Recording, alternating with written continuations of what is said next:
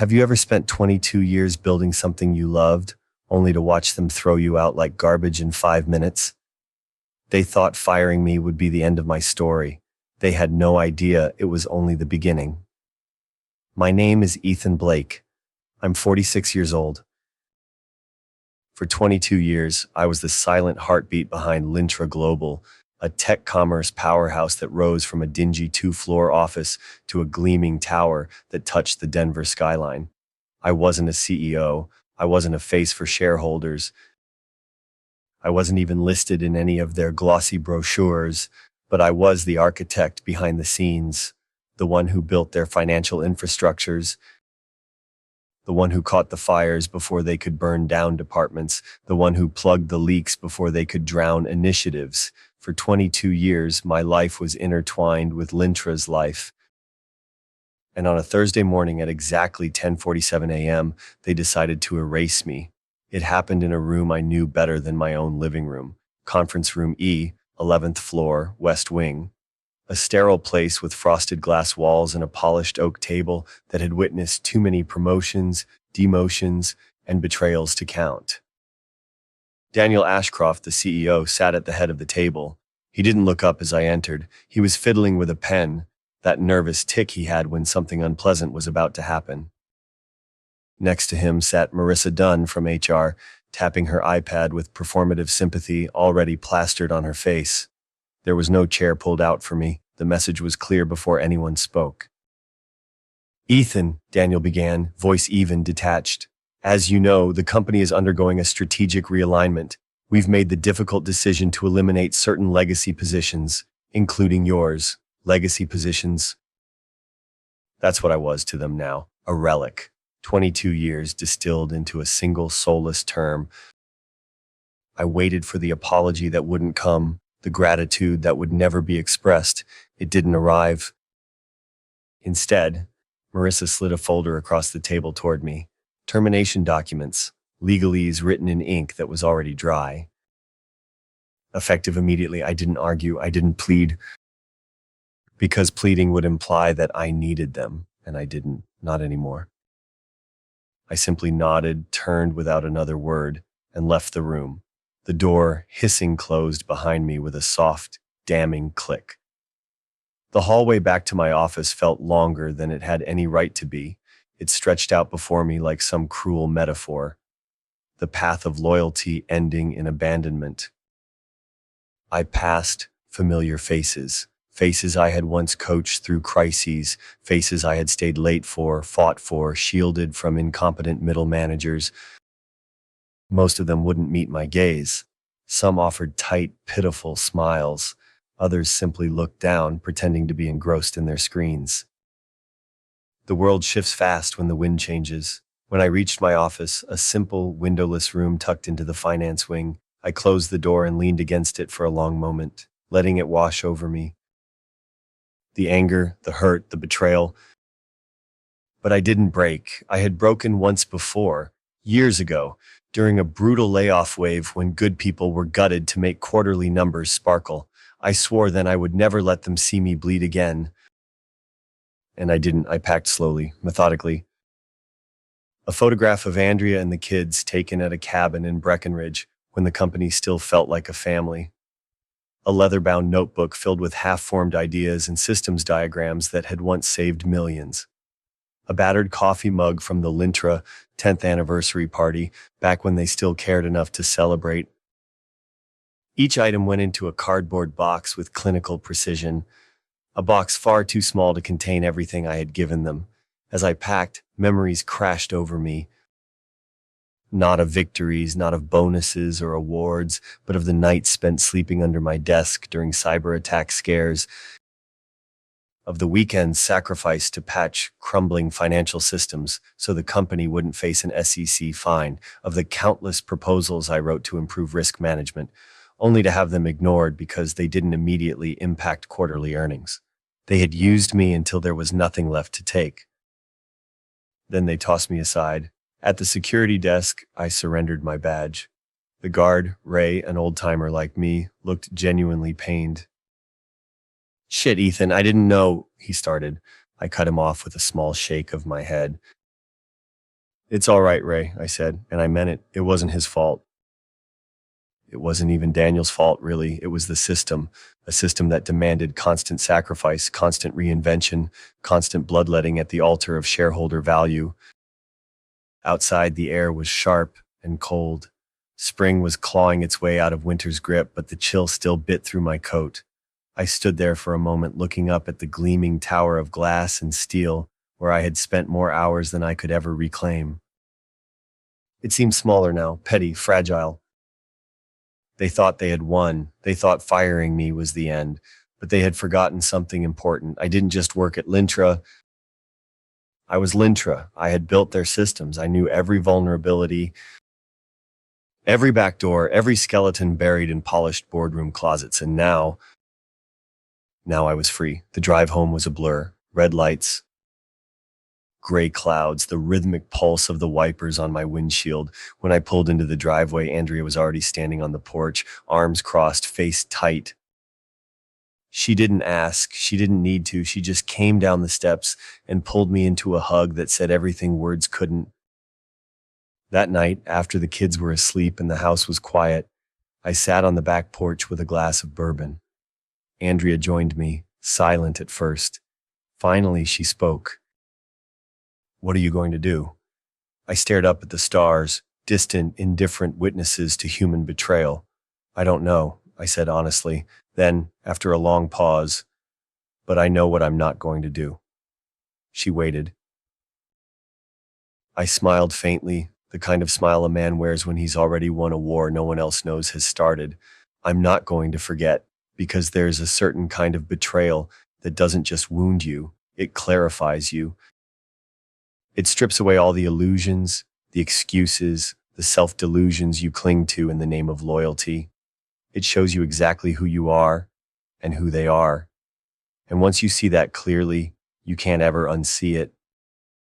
As the bourbon burned a trail down my throat, I made myself a promise. I would not scream. I would not cry. I would not curse their names. I would do what I always did. I would work quietly, patiently, relentlessly, until the foundations they had built on my back crumbled under the weight of their own greed. Until every carefully hidden rot they thought buried deep was dragged into the light. Until the empire they had stolen from me collapsed, not with an explosion, but with a whisper. The whisper of inevitability. The whisper of truth. And so, under the cold gaze of the stars, I began to plan, not for revenge, for justice, because sometimes justice doesn't come from courts or contracts. Sometimes it comes from a man who refuses to forget. The morning after I lost my job, the sun rose exactly as it always had, indifferent, unchanged. The world didn't care that my 22-year loyalty had been erased by a single cold meeting in a sterile room, but I cared. Not because of wounded pride. Not even because of anger, because I knew what they had unleashed. They thought they had severed a liability. In truth, they had just set a patient man free, and a patient man armed with knowledge is the most dangerous enemy of all. Andrea left for the grocery store after breakfast. The kids were already busy with college applications and final semester projects, each absorbed in their own miniature battles of youth. I sat alone in my small home office, a mug of coffee growing cold in my hand, staring at the laptop screen without really seeing it. For a long time, I did nothing. Not out of despair, out of calculation, because wars are not won by charging headlong into battle. They are won by knowing every inch of the battlefield before you take the first step.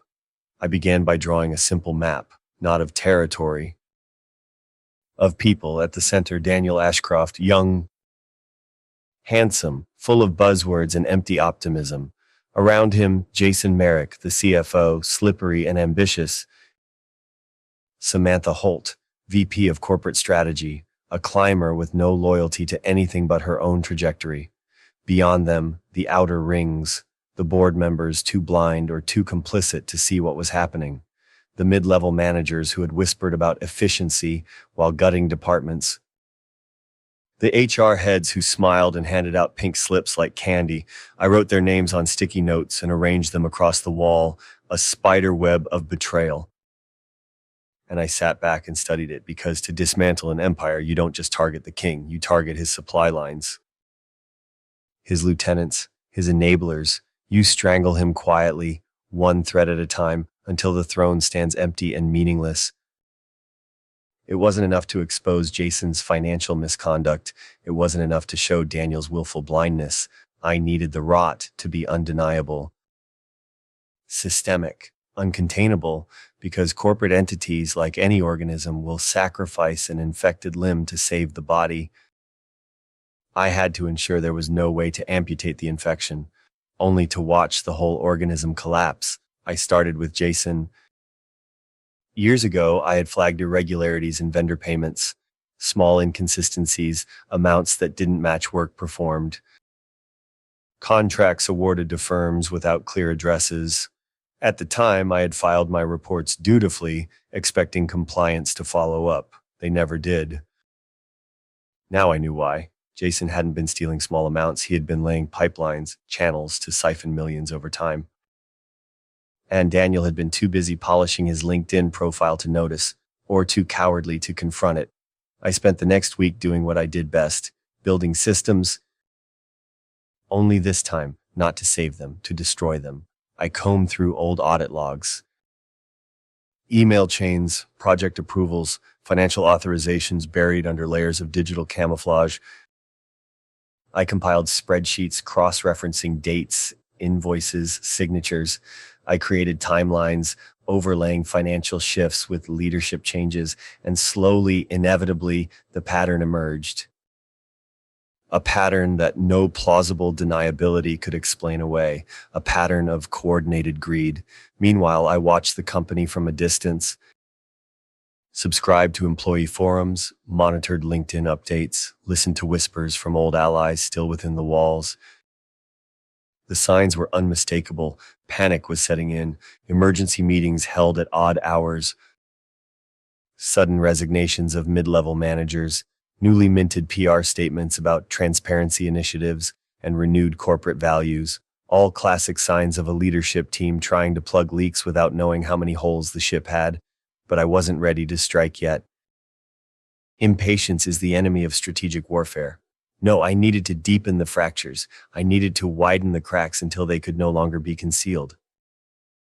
And for that, I needed help, not willing help, not even conscious help, but help nonetheless. I reached out anonymously to 3 former colleagues, people who had been forced out of Lintra over the past 2 years.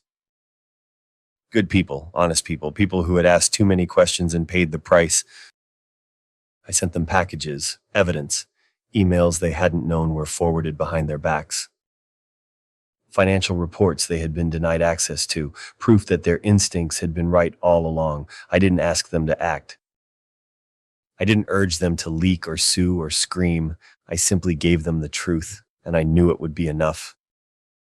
Because the truth has a funny way of finding its own voice. The first leak happened 2 weeks later, a whistleblower report filed with the SEC. Anonymous, detailed, corroborated by the very files I had unearthed. The second leak came a few days after. A tip-off to a mid-sized financial news outlet, an article published with cautious wording, allegations of financial misconduct at Lintra Global surface. It barely caused a ripple at first, but it was enough to shake confidence, enough to draw attention, enough to make shareholders start asking uncomfortable questions. Inside Lintra, chaos brewed. Daniel issued saccharine memos about standing strong. Jason stopped appearing at team meetings. Samantha quietly updated her LinkedIn profile to open to new opportunities. The empire trembled, not with the violence of an explosion, with the slow, dreadful creaking of a structure beginning to fail under its own corrupt weight. And through it all, I remained unseen, a ghost in the machine, a whisper carried by the very systems I had built to protect them, now turned against them. It was almost poetic. One night, Andrea found me at my desk, surrounded by files and notes and maps. "You don't have to keep doing this," she said gently.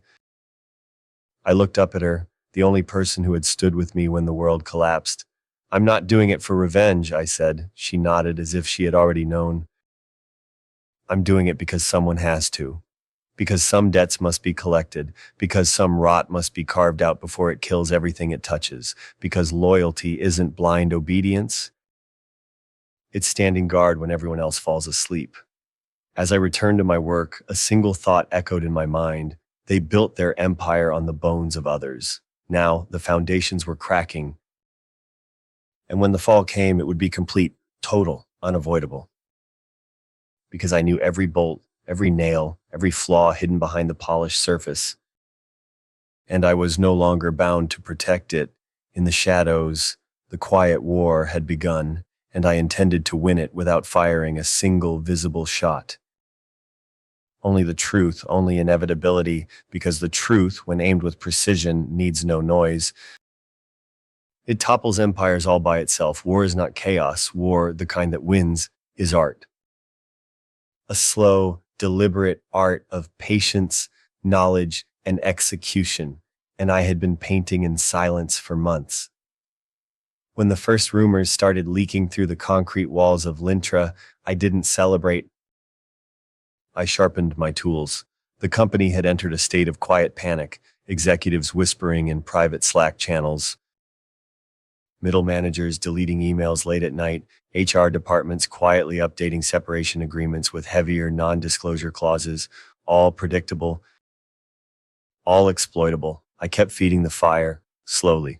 Each week, I released another carefully curated packet of truth. Not all at once. No, that would make it too easy to contain. Instead, I chose my moments. Key dates, board meeting weeks, investor calls.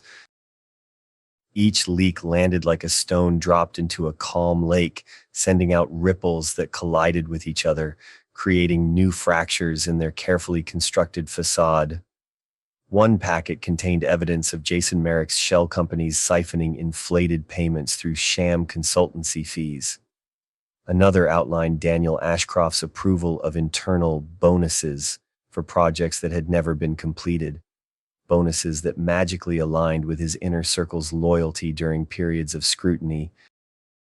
Another showed how Samantha Holt personally pressured compliance officers to sign off on reports they hadn't even read.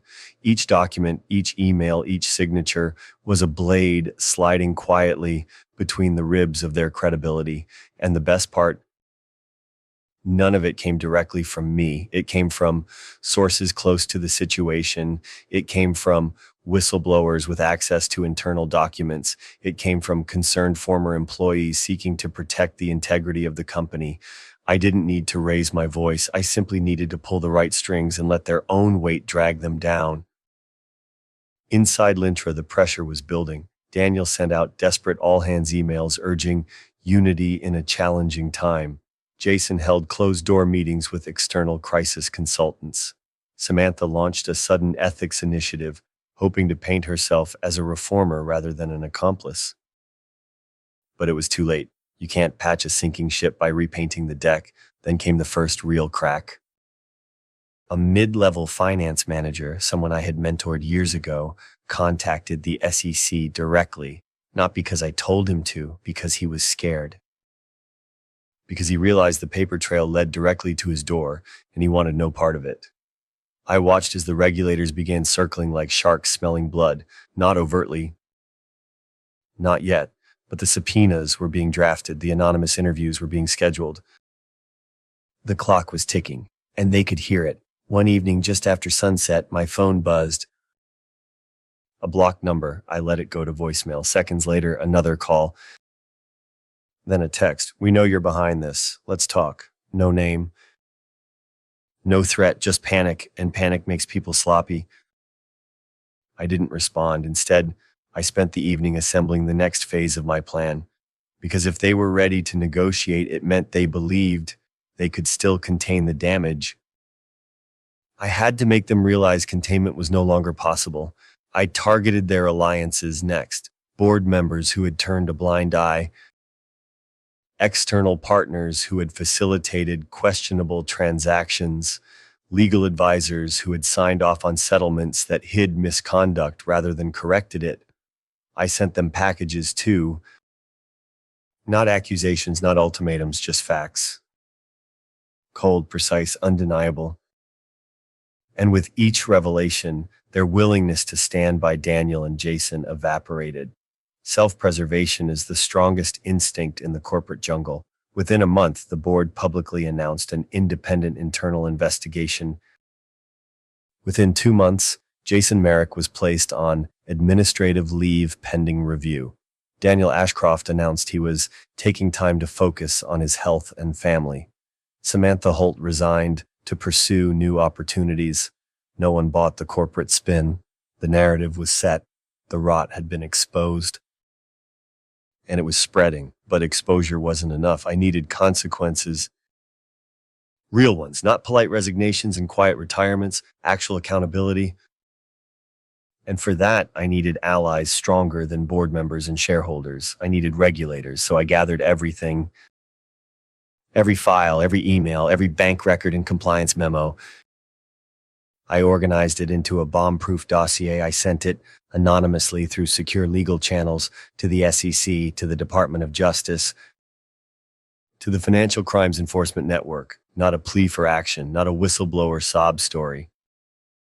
Just cold, professional evidence, enough to trigger mandatory investigations under multiple statutes, enough to ensure that even if Lintra tried to clean house internally, the government would come knocking.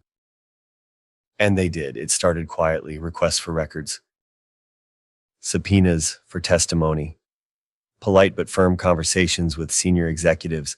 But anyone who's ever seen a real investigation knows the knock always comes louder the second time. Daniel panicked first. He tried to blame Jason. Jason tried to disappear. Samantha tried to reframe herself as a victim. And the board? They tried to find a sacrificial lamb to offer to the gods of public opinion. But there were no lambs left, only wolves who had feasted too long and left too much evidence behind. One by one, the dominoes fell. Resignations, firings, public statements. Internal memos leaked faster than they could be drafted. The press smelled blood now. The analysts downgraded Lintra's stock. The investors demanded immediate answers, and through it all, I remained invisible. The quiet architect behind the collapse. The ghost they couldn't hunt because they had never bothered to learn who actually built their empire. One afternoon, Andrea found me staring out the window, watching a storm roll in over the Rockies. "You look peaceful," she said, sliding a cup of coffee into my hand. I smiled, not a smile of triumph, a smile of completion. "I am," I said simply. Because justice isn't fireworks, it's a slow, relentless tide that erodes even the tallest mountains. And I had become that tide. When the first federal charges were filed against Jason Merrick, I didn't celebrate. When Daniel Ashcroft's name appeared on subpoenas for conspiracy and wire fraud, I didn't toast, because I knew the truth. This wasn't revenge. This was restoration, not for me, for the principles they had buried, for the loyalty they had betrayed, for the people who still believed companies could be more than machines for greed. The counterattack was complete. The empire had been dismantled, brick by brick, piece by piece. Not with rage, not with noise, but with precision. With inevitability, because when you hold the blueprints to an empire, you don't need to shout, you just need to pull the right stones and watch the whole thing collapse under its own rotten weight. The sun rose cold and merciless the morning the agents walked into Lintra Global's headquarters. No alarms, no shouting, no drawn weapons, just the quiet, inevitable march of justice. From a distance, a coffee shop 2 blocks away, I watched them. Dark suits, federal badges flashing in the fluorescent light of the lobby. They moved like a tide through the building, methodical, unhurried, unstoppable. Inside, the panic would be setting in. I could picture it vividly without needing to be there. Jason Merrick, pale and sweating, frantically texting his lawyer. Daniel Ashcroft hiding behind a closed office door, issuing hollow orders for full cooperation. Samantha Holt trying to pack personal items into a designer bag, heart hammering against her ribs. They had lived so long in arrogance that they never imagined this day could come, and now it was too late. I sipped my coffee slowly, savoring the moment, not out of gloating, not out of cruelty, out of completion. The final piece of the machine I had built, my machine, was now in motion, and there was no stopping it. By noon, the first headlines hit the financial news wires. Lintra Global under federal investigation for financial fraud. Top executives implicated in multi-million-dollar scandal. SEC and DOJ conduct joint raids on tech giant. The stock plummeted 15% in the first hour of trading. Investors scrambled. Partners pulled out of deals, clients froze contracts, and Lintra, once a gleaming symbol of relentless success, began to crumble under the weight of its own sins. Inside the building, chaos reigned. Compliance officers rifled through file cabinets they had ignored for years. IT departments scrambled to secure servers long since compromised. Public relations frantically drafted hollow statements about commitment to transparency, but the infection was too deep, the rot too pervasive. There would be no salvation through spin. Daniel tried to rally. Of course he did. He always believed words could save him. He held an emergency town hall meeting, spoke about a few bad actors and external reviews, tried to paint himself as a victim of deceit by subordinates. But the employees, the real backbone of the company, weren't buying it. You can only lie to people for so long before they start seeing the truth in every hollow promise. Jason Merrick disappeared. One day he was there, holding emergency meetings, issuing desperate memos. The next, his office was empty, his computer wiped, his company car abandoned in the parking garage. Rumors said he had fled the country using offshore accounts he had spent years quietly establishing. It didn't matter. Federal reach is long. Patience even longer. Meanwhile, Samantha Holt tried a different tactic. She positioned herself as a whistleblower, claimed she had been pressured, misled, forced into compliance by toxic leadership, but paper trails don't lie, and hers showed complicity stretching back years. Approvals, signatures, meetings attended, bonuses received. The investigators weren't fooled, neither was anyone else. As the noose tightened, the board scrambled. Half of them issued public resignations. The other half clung to their seats, praying the blood sacrifice of Jason and Samantha would be enough to appease angry investors. But the market smelled weakness, and weakness is fatal. Share prices halved within a month. Class action lawsuits were filed, federal subpoenas arrived daily, and still, the quiet drumbeat of truth marched forward. One morning, I received a letter, hand-delivered, heavy parchment. Simple envelope, from Robert Chen, a former board member, one of the few who had always believed in the company's original mission. Inside, just a single line. You were right. They forgot who built this. No apology, none was needed. Truth speaks louder than regret. News broke 2 weeks later. Federal charges filed against Jason Merrick. Wire fraud, conspiracy, obstruction. Daniel Ashcroft, indicted for conspiracy and gross negligence. Samantha Holt, cooperating witness, but facing civil penalties. The Lintra empire, once so proud, now lay shattered, not with a bang, but with the slow, grinding, inevitable collapse of rot exposed to daylight. Andrea and I sat on the porch the evening the indictments were announced. The sun dipped below the mountains, staining the sky blood red. She handed me a glass of bourbon, clinking hers lightly against mine. You finally did it, she said. I shook my head slowly. It was never about revenge, I said. And it was true. It was about accountability. It was about reminding everyone that actions have consequences. Even for the powerful, especially for the powerful. The next day, an anonymous email hit every major business news outlet. A detailed timeline of Lintra's rise, corruption, and fall. Evidence attachments, signatures, bank transfers. Everything meticulously organized, no commentary, no accusations. Just facts. The story went viral. not because it was sensationalized, because it was undeniable. The final blow came a month later. Lintra Global filed for bankruptcy protection, a massive reorganization, mass layoffs, liquidations of assets, and the board issuing a public statement promising to rebuild on a foundation of integrity. It was too late. The world had seen behind the curtain, and there was no going back. I didn't dance on their graves. I didn't need to, because true justice isn't about watching your enemies suffer. It's about watching the world learn. It's about knowing you stood for something when it would have been easier, so much easier, to walk away. Sometimes justice comes in sirens and handcuffs. Sometimes it comes in slow, grinding ruin. Either way it comes, and when it does, you don't need to shout, you don't need to fight. You just need to stand quietly in the wreckage and remember, the truth is patient. The truth is inevitable. The truth, when aimed correctly, is unstoppable. As I stood once more on my back porch, bourbon in hand, watching the lights of the city flicker against the darkening sky, I knew one thing for certain. I hadn't just brought down an empire. I had built something stronger in its place, something invisible, something eternal, a reminder, a warning, a promise that there will always be men who build and men who destroy, and sometimes the same man does both. Some battles end with flags raised and songs sung. Others end quietly, a simple sunrise after a long, relentless night.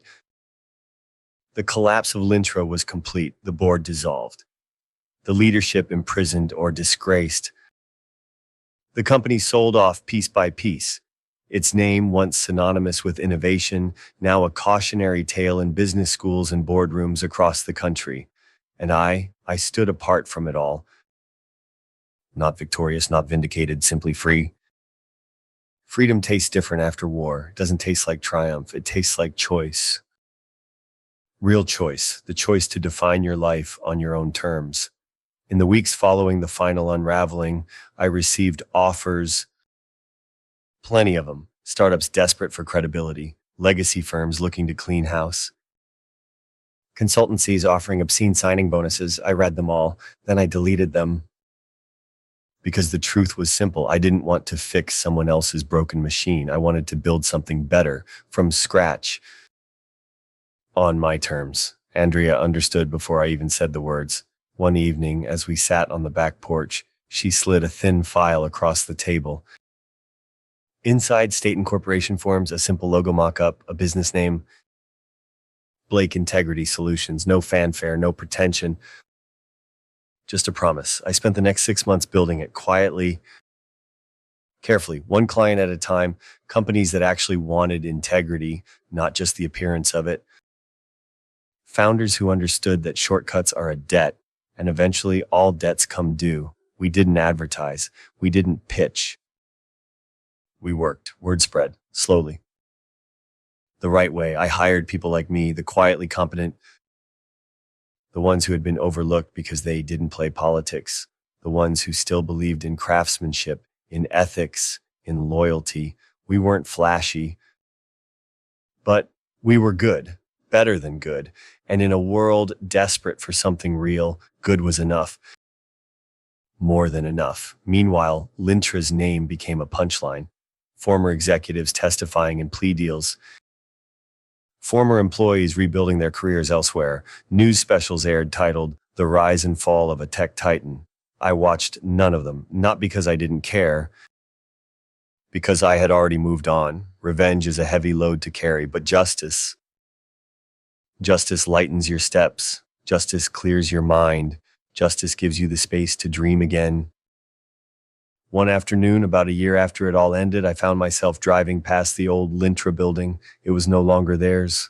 New signage, new management, new tenants. The building itself unchanged, still glass and steel against the Colorado sky. But the spirit inside was different. You could feel it, lighter, hopeful. Maybe they'd learned, maybe they'd forgotten. Either way, it wasn't my concern anymore. I stopped by a small coffee shop nearby, the same one where I had watched the federal agents begin their work a year before. The barista smiled as he handed me my drink. Rough day? He asked, nodding at my suit. I smiled back. Not anymore, I said, because life wasn't about surviving anymore. It was about living. As I sat by the window watching pedestrians flow by in rivers of motion and purpose, I thought about bridges, the ones we burn, the ones we rebuild, the ones we carry with us, invisible, but no less real. Lintra had been a bridge. For 22 years, it had shaped me, challenged me, sometimes broken me, and when it collapsed, it revealed something I had forgotten. The real bridge is inside.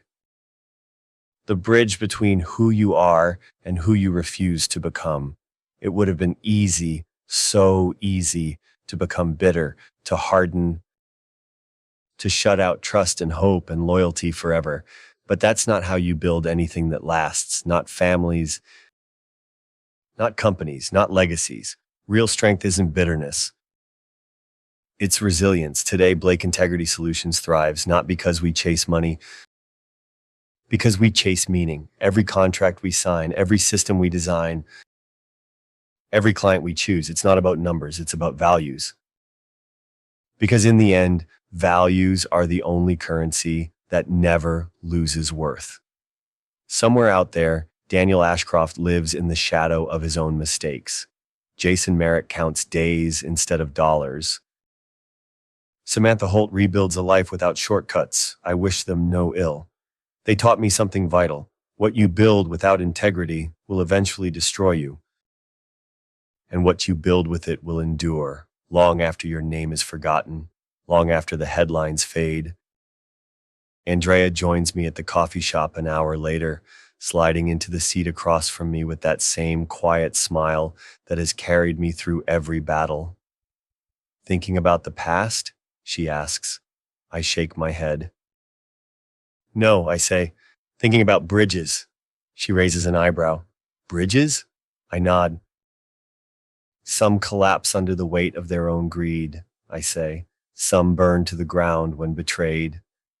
And some, I add, reaching across the table to squeeze her hand, some are rebuilt stronger than ever. As we walk back to the car, the sun breaks through the clouds, not dramatically, not gloriously, just quietly like a promise kept. And I realize this is the real victory, not revenge, not even justice, but the simple, stubborn refusal to let the darkness win. I open the door for Andrea, slide into the driver's seat, turn the key. The engine hums to life. And as we pull away from the coffee shop, from the past, I know exactly where we're going. Forward, always forward, across the bridges we choose to build. And if this story meant something to you, if you believe that loyalty still matters, that integrity is worth fighting for, that quiet strength can outlast betrayal, then you're already part of the world I believe in. Subscribe to Revenge Pulse for more stories where truth wins, where quiet justice is louder than rage, and where those who build bridges never walk alone. Your journey with us is just beginning.